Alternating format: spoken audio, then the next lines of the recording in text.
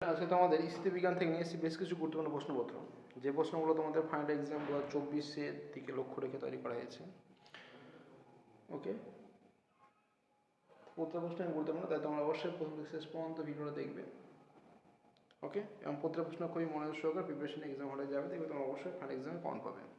তো শুরু করা যাক আজকে কি প্রশ্নপত্র রয়েছে। একটি বিন্দু সাপেক্ষে বলের ভ্রামকের তাৎপর্য কী?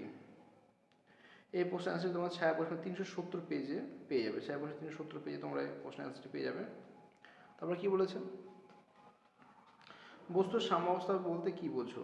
কতকগুলি একতলীয় বলের অধীন কোন বস্তুর সাম্যের শর্তগুলো বিব্রত ও ব্যাখ্যা করো। এই প্রশ্নের অ্যান্সার তোমার ছায়া প্রশ্ন 385 পেজে তোমরা পেয়ে যাবে। খুবই গুরুত্বপূর্ণ প্রশ্ন।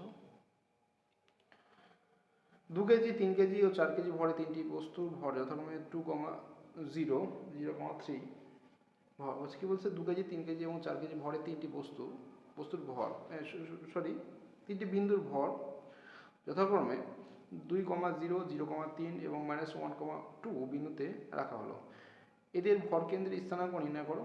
হিমালয় পর্বতমালার ভরকেন্দ্র এবং ভারকেন্দ্রের মধ্যে কোনটি নিচে অবস্থিত এবং কেন?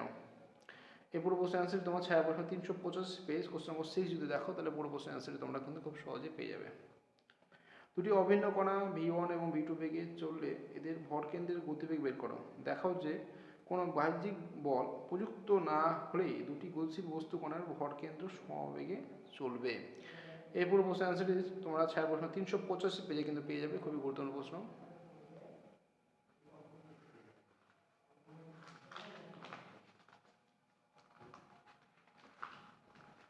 আচ্ছা,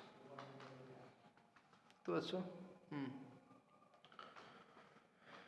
বলছে 2,0, বিন্দুতে প্রযুক্ত বল F বলা আছে 4i cap plus 5j cap মানে 6k ক্যাপ এর 2, বিন্দু সাপেক্ষে উদ্ভূত ভ্রামকের মান নির্ণয় করো।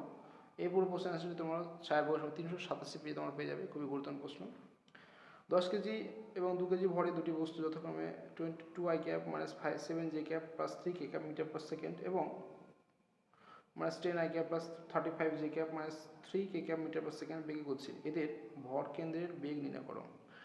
এটা খুবই গুরুত্বপূর্ণ প্রশ্ন। এটা পেয়ে যাবে তোমার ছায়া প্রশ্ন 351 পেজে তোমার পেয়ে যাবে।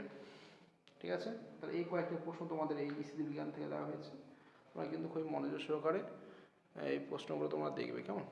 ঠিক আছে, ভালো করে পড়াশোনা করবে, দেখবে তোমরা অবশ্যই ভালো রেজাল্ট করবে। ওকে, তাহলে আজকে এই পর্যন্তই, কেমন?